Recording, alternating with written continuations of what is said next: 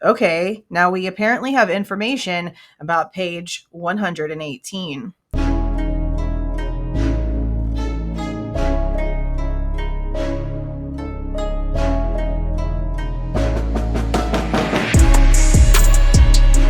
Hey guys, this is Jules with True Crime Reactions.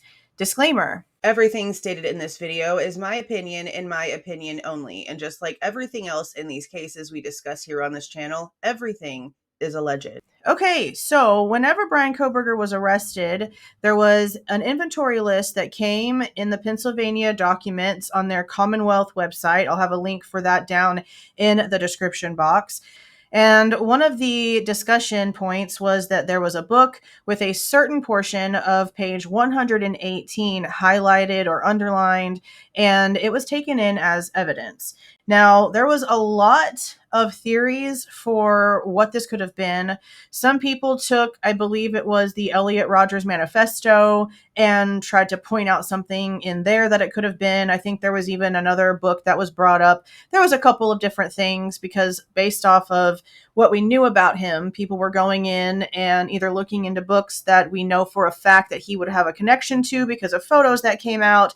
Other people were going in and taking what they thought his motivation was, the incel theory, and finding things associated with that. But now, according to Kevin Fixler with the Idaho Statesman, Feel the Fear and Do It Anyway, written by Susan Jeffers with a PhD, is the book that was seized. And page 118, they don't show the actual book that was taken in as evidence, or we would see something highlighted or underlined in here.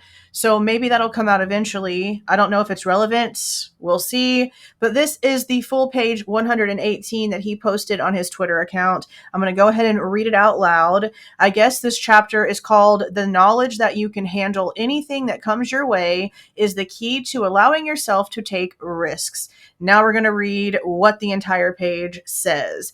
Getting back to my earlier example, which we don't see here because of the way that it's just this page, if the outcome of your choosing to move to a new job is for you to lose that job within a few months, you now see how you will have the opportunity to strengthen your self-esteem by facing the storm, regrouping your inner forces, reaching out once again to find a new, perhaps more satisfying position.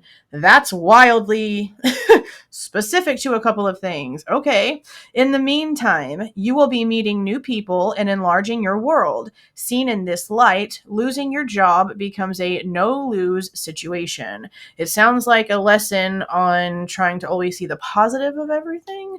I have often said to my students that perhaps the lucky ones in life are those who have been forced to face things in their lives that we all hope we will never have to face. Things such as losing a job, the death of a loved one, divorce, bankruptcy, illness. Once you have handled any of those things, you emerge a much stronger person. I don't know if it's stronger or desensitized.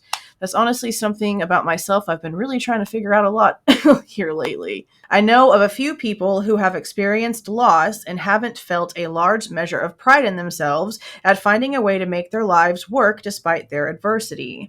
They have discovered that security is not having things, it's handling things. Thus, when you can answer all your what ifs with "I can handle it," you can approach all things with a no-lose guarantee, and the fear disappears. Now that you've learned there really are no right or wrong decisions when using the no-lose model, there are steps you can take to heighten your awareness about the alternatives that lie before you. This awareness will better improve the chances of the outcome being aligned with your wishes and will give you greater peace of mind. And then it goes on, I suggest that following, and then whatever the next page says. I mean, honestly, we knew that he had substance issues. And honestly, even if he had been clean for a while, there's mistakes that can be made. And I'm not saying that we know for a fact that that was the case, but this could be just one of those self-help books that he maybe got for him, himself, before he was moving because he didn't want to maybe falter to the stress. This could go both ways. Now, I know that some people are probably going to see this and be like, "Oh, taking risks? You mean like going into a house and stabbing 4 people to death with a knife?" That's where they're going to go with this.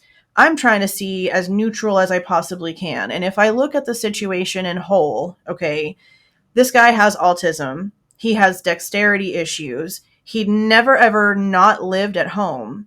He also had a past of substance issues, meaning that stressors are probably triggers. And this was one of those things where maybe he was worried about moving all the way to Washington to go to school, because it doesn't really seem like this was his actual plan.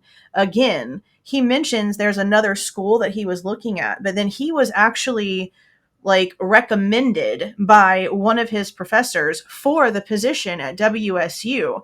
Now, I don't know if he approached her with it or if she was just so impressed with him that she did it without him even knowing. I don't know those details. I'm going to see if I can find those, or if you guys know for a fact and know where I can find it as a fact so that I can read it myself and prove it. Please let me know down in the comments. But again, it doesn't seem, with what I know so far, that WSU was even part of his original game plan. So maybe this was something that he was just trying to use in order to talk himself into knowing that, hey, it might not work out, but it's a risk that would be like still an experience that I should want to have, that would still be a positive in my life. So let me try to figure out a way to let myself have that. That it could be just as simple as that. But we don't really know. So that's just my opinion based off of trying to stay as neutrally human as possible here.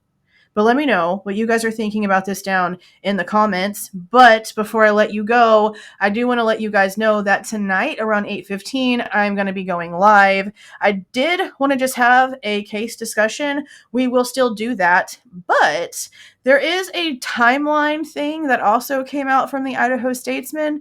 And already I'm seeing something technically incorrect, okay? This first paragraph says, Moscow Police Corporal Brett Payne arrived at a white 3-story house in a neighborhood off the University of Idaho's campus in Moscow on November 13th, 2022. It was 2 hours after a 22-year-old rookie patrol officer first reported to emergency dispatch about a homicide recorded on the 911 call. Already there's something wrong, because it was not 2 hours, sir. Him and Blaker showed up 4 hours later, not 2 hours later, according to the PCA, according to the things that we have in actual, factual police reports. Fixler. I mean, you guys got to do better. So that being said, we're probably going to go over this timeline in tonight's live. But I wanted to show this part now about how this is not correct. It was 4 p.m., him and Blaker together, not 2 hours later. Why it was 4 p.m.? I think we got a little bit of an answer in a hearing one time, but I don't actually remember the specifics. That's something I'll go back and look for. But we might go over this timeline tonight. Let me know down in the comments if you want to go through and debunk this live. Let me know. But that is it for now. I'll see you guys tonight.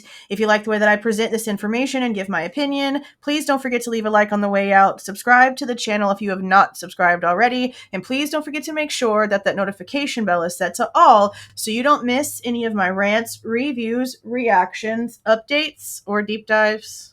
See y'all.